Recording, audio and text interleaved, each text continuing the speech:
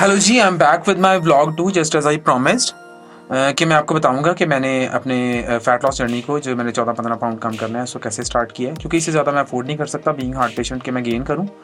तो यहीं से मैं I will go back. Already काफ़ी मुश्किल हो गया हुआ है जो है वो एक्सरसाइज करना और बहुत सारी चीज़ों का।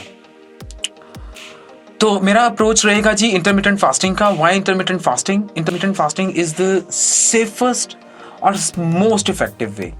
हेल्थ बेनिफिट्स न्यूमरस हैं, काउंटलेस हैं। तो intermittent fasting as the name suggest, fasting का मतलब होता है खाने से परहेज करना। तो मैंने पहले दिन क्या किया, मैंने खाने से परहेज किया। कितना परहेज किया? इट्स बिन 30 आवर्स, 30 घंटे से ज़्यादा हो गए हैं कि मैंने कुछ नहीं खाया। और इस दौरान मैंने 8 से 10 ग्लास पानी कंज्यूम किया, शायद ज़्यादा किया होगा, but I did count my 8 to 10 वाले। और उसके अलावा जो है वो मैंने ब्लैक कॉफ़ी का एक कप पिया, very strong one, while I was working in the evening. तो कॉफ़ी जो है, कैफ़ीन जो है, आपको एक्टिव रहने में मदद करती है, आपके बॉडी के प्रोसेसेस भी थोड़े तेज़ करती है। तो उस तरह से आप एनर्जी का जो ड्राइव करते हैं एनर्जी अपने अंदर से, वो ज़्यादा हो जाती है। तो आई रिकमेंड कि आप ब्लैक कॉफ़ी पिएं while you are fasting. It's a 0 calorie drink. जो लोग कॉफ़ी नहीं पी सकते वो चाय पिएं बग़ैर दूध और चीनी के, और वो ग्रीन टी पिएं बग़ैर चीनी के। अच्छा जी, लेकिन कॉफ़ी बेहतर है, coffee gets you more active. That's what my experience is.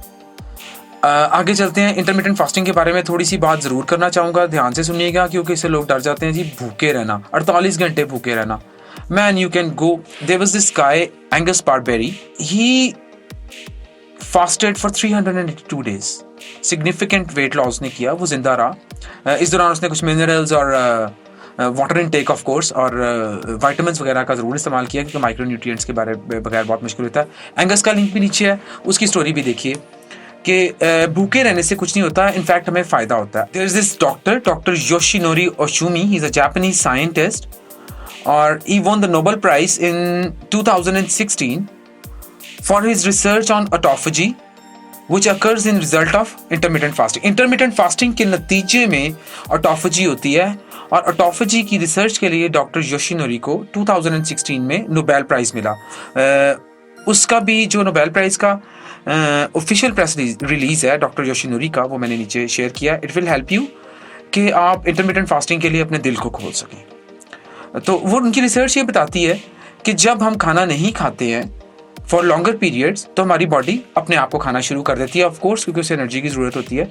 और इस सूरत में सबसे पहले वो सेल्स खाए जाते हैं एनर्जी के लिए जो वीक होते हैं और जो हमारी बॉडी में बीमारी का बायस बन सकते हैं। आज लोग कैंसर का इलाज भी इंटरमिटेंट फास्टिंग से कर रहे हैं।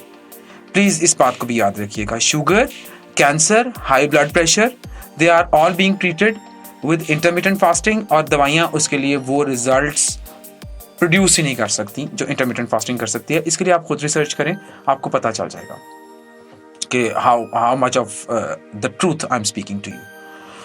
तो ग्रोथ हार्मोन के बारे में हमने बात की। उसके बाद मैंने आपको बताया मैंने क्या कंज्यूम किया। एक्टिव रहें while you are fasting.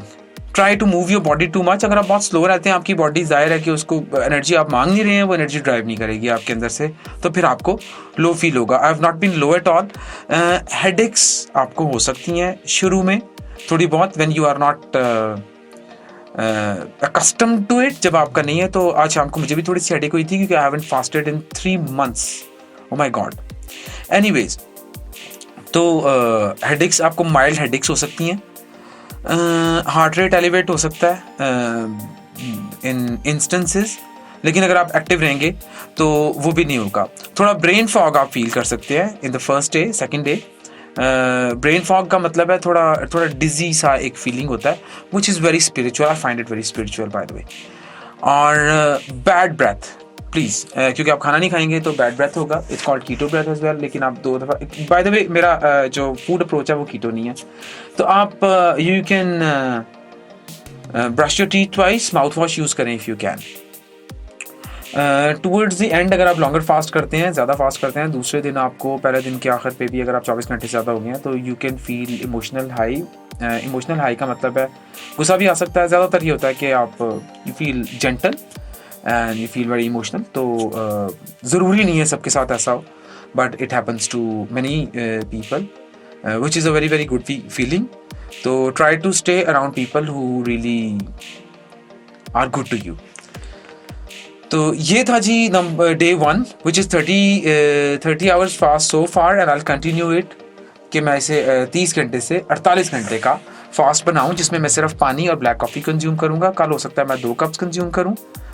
Walk, आज मैंने वॉक की अराउंड 6.5-7 किलोमीटर्स, और रोड पे की क्योंकि मैं टाइम स्पेयर नहीं कर पा रहा हूँ to make my videos and then to sleep and then to edit them. लेकिन I am going to get to you in any possible way, और मैं कोशिश करूँगा कि इतना फॉर्मल नहीं भी बता सकूँ तो मैं इनफॉर्मली भी अपना जो डेली रूटीन है उसको आपको बताता रहूँगा। तो this is it for now. आपके कोई क्वेश्चंस हैं, कमेंट्स हैं, एप्रीहेंशंस हैं, write them down in the comment section. मैं डेफिनेटली ट्राई करूँगा to get back to you. I have so many people I am guiding already, लेकिन जितना भी टाइम मुझे मिलेगा I will get back to you, it's my passion. तो stick with me. जो लोग स्टार्ट करना चाहते हैं करें। अगर आपको लेटर कभी कहीं से सुनते हैं समझ आती है, यू फाइंड आउट, तो please do come back, check and follow. Subscribe ज़रूर करें, बेल आइकॉन ज़रूर दबाएं, you will get the notifications. Thank you very much for now, bye bye.